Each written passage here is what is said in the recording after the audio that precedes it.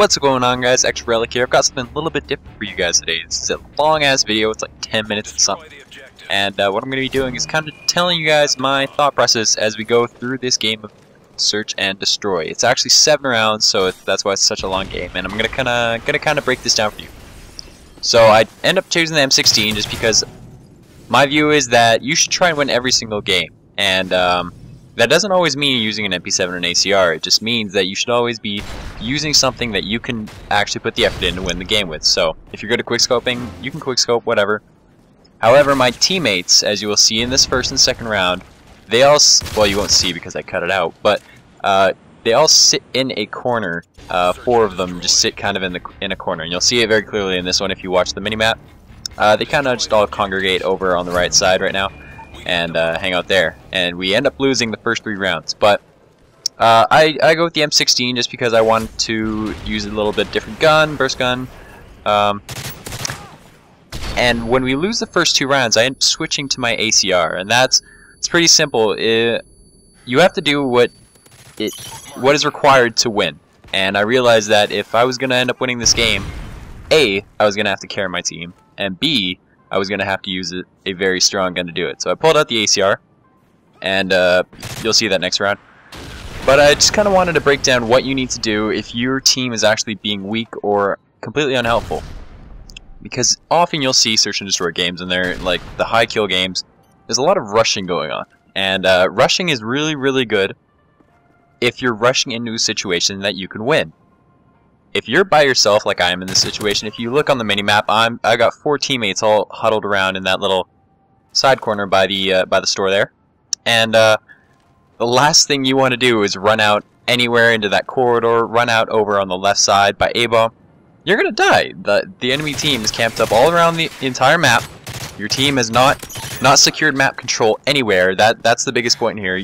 Your team has no map control except for what you are doing and the general area around those 4.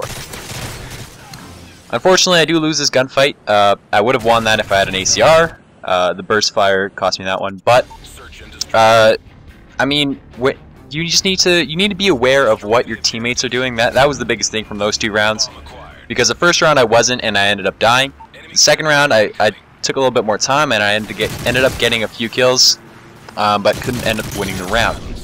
This round I go to the same spot because I was actually successful in securing the area last round, and I am getting 2 kills off the bat, and then get picked off by a guy who kind of expected that I was going to be there.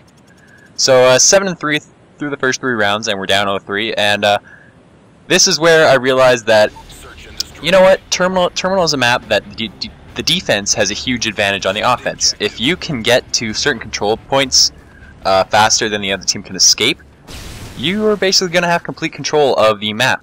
And that's what you need if you want to easily win a round, especially if you're trying to do it by yourself. So right now I'm 7-3. I shoot that barrel because I know that if I get it to blow up, it'll blow up the tanker up there, and enemy won't be able to use that against me. So right now I'm kind of controlling the right side of the map and waiting for that safety to explode the barrel in the middle and give me some more A, cover with the smoke so I can quickly check the areas, and B, so that the enemy clear out the barrel basically so that the enemy team can't blow me up.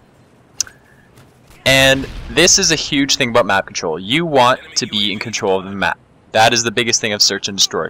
There are 2 bombs. The enemy team has to get there. If you are in defense and you can control the 2 bombs, you are in solid position. So right now I have complete map control except for the inside of the plane and their spawn. And to be honest, I don't really care about their spawn. They have to get to the bomb sites, and the bomb sites are right now mine. So I'm seeing my team drop. I'm the last alive. They have a few guys left. And right now I know that there's only 3 ways they can come. They can come over by A, where this guy just came and ended up dying. They can come through the middle, where the guy before that came and ended up dying. And they can come on the left side and try and go through the plane. The plane is my only little bit of worry. The rest I can easily will with gun skill. And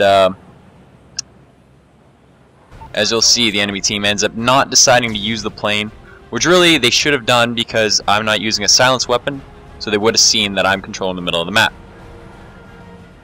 So I kind of sped up this part because they ended up just sitting kind of back in their spawn. And right here, as the 20-second timer starts timing down, they realize that they have to get the bomb plane in. I'm watching the plane specifically just because I don't want them to rush to to the plane and me be unprepared when they plant the bomb. The biggest problem about the plane is if they plant it and you're not prepared for it, you're going to be out of position and they're going to get into a defensive position before you can get anywhere good. So right here, I managed to catch them planting A and take them both out and win the round, forcing round number 5 instead of getting sweeped. So it's all about map control in that round, getting up on that top middle section and being able to see the majority of the map where they have to get to the bombs from. That is basically the reason we just won that round. So as I come up here, I kind of want to block this guy because I don't want too many people on my tail. I do the same thing with the barrel.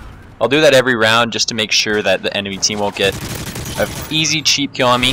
And from here on, it's a matter of gun skill right off the bat, because people will always either get trapped on the left side of this alleyway on the right, or they will make it across behind that planter. And one guy made it across to the planter and I ended up being able to win that gun battle. That guy didn't see me push the corridor and he was caught looking over on top of top red, which I guess he assumed I would be on again. But you never want to go back to the same position 2 times in a row, because that guy kind of probably expected me to go back up there, but I kind of changed my angle and I managed to catch him off guard. Right here, your teammates will always give you a good indication of where the enemy is. That guy had a riot shield, so he couldn't put in a gun battle, but you can clearly hear that the enemy is shooting at his riot shield, and if you can see him, you'll see where the bullets are coming from, and you can kind of expect where you want to go. You'll also see that I didn't run sprinting over top and try and get the kill quickly. I kind of stayed back and waited for the guy to appear, and that's important because you don't want to drag the guy's attention right away. You want to be able to catch him off guard while he's still focusing on the riot shield. This is kind of sad that these two were sitting back here, but you'll see they would do that in the next 2 rounds as well. So we ended up winning that one. That was a pretty controlled round. The enemy team sat back a little bit too much, and by switching up my position, I was able to catch a few guys off guard, and we ended up winning that round, forcing round number 6. So again, I go up to the same spot and do the same thing. And this is a pretty simple start. There's only so many ways you can start a map. Enemy team can only have 3 exits on the offensive side. Through the middle, through this side, and through the far side. And right now I'm basically covering this side.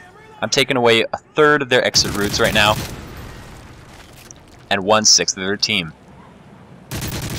And now I just end up going back to top red. This guy got caught going underneath the plane, and I just timed it right so that I could catch him. The important thing is, for certain places, you don't want to be out too far, and you don't want to be caught with basically with a chicken with its head cut off. The important thing right there was that I kind of used the edge of the ledge that I'm standing on as cover, because he won't be able to see me outside of there. Here they kind of get trapped.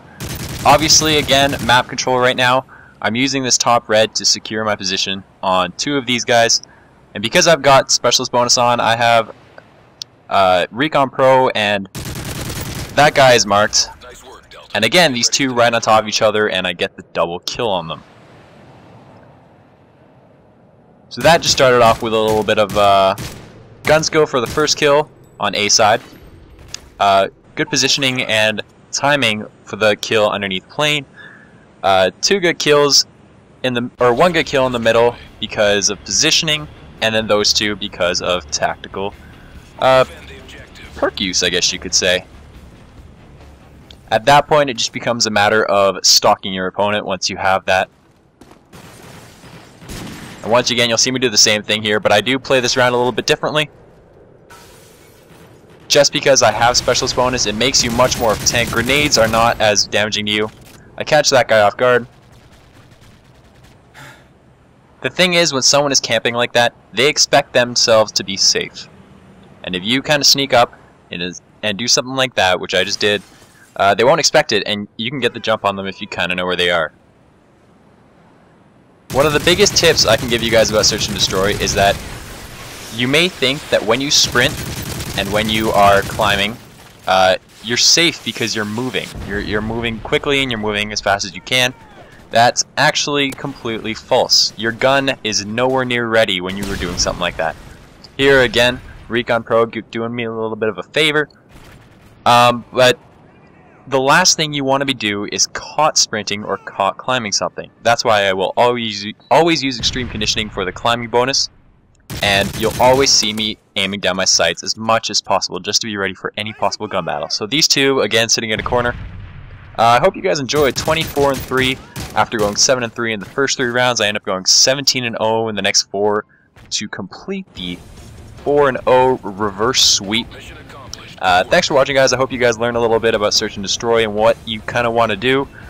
Map advantage is obviously a huge thing. You never want to be caught with your pants down. See you later.